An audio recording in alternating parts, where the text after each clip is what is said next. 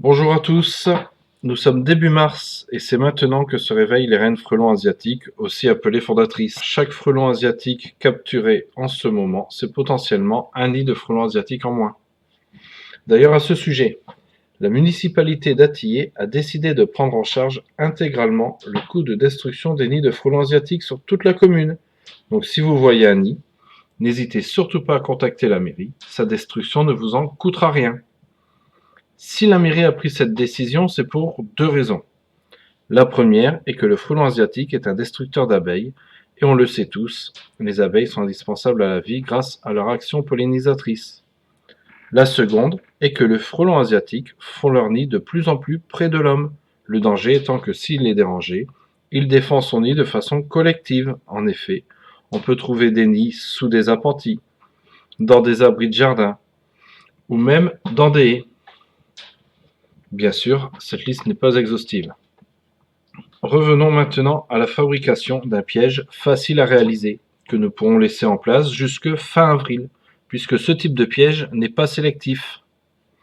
Il nous faut donc une bouteille type soda ou eau gazeuse, deux forets, un foret de 6 mm, un foret de 10 mm, et une source de chaleur, ici un petit chalumeau.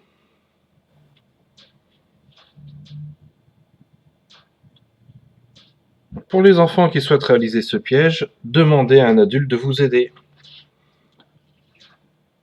À la place du chalumeau, on peut prendre la flamme d'une gazinière par exemple. Donc je commence par chauffer le foret de 6 mm de diamètre. Je réalise maintenant deux trous dans le bouchon. Ces trous permettront aux insectes plus petits que le frelon asiatique de sortir du piège. Ensuite, je prends le foret de 10 mm de diamètre. Je le chauffe. Je rappelle que ce type de piège sera enlevé à la fin du mois d'avril, afin de ne pas piéger les bons insectes, puisqu'il n'est pas sélectif.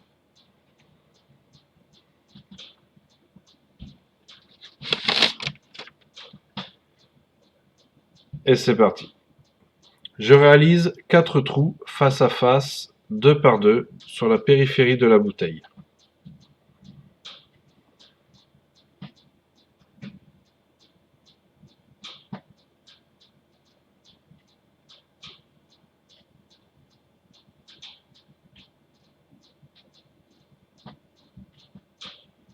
Et ensuite, je réalise une autre série de 4 trous, disposés aussi face à face 2 par 2, à quelques centimètres au-dessus de la première série.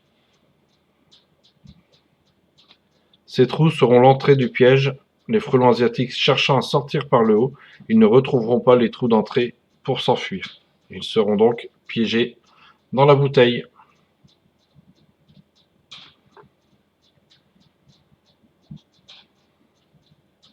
Et voilà un piège facile à réaliser, économique, auquel il ne reste plus qu'à placer un appât. Celui-ci peut être un produit spécialement fait pour attirer le frelon asiatique, ou un mélange composé d'une part de grenadine, une part de vin blanc, 2 parts de bière. N'hésitez pas à nous envoyer un petit mail pour nous dire où vous avez placé des pièges, avec quel appât, et au fil de vos captures, nous les indiquer avec pourquoi pas une photo de vos prises. Maintenant, c'est à vous de jouer!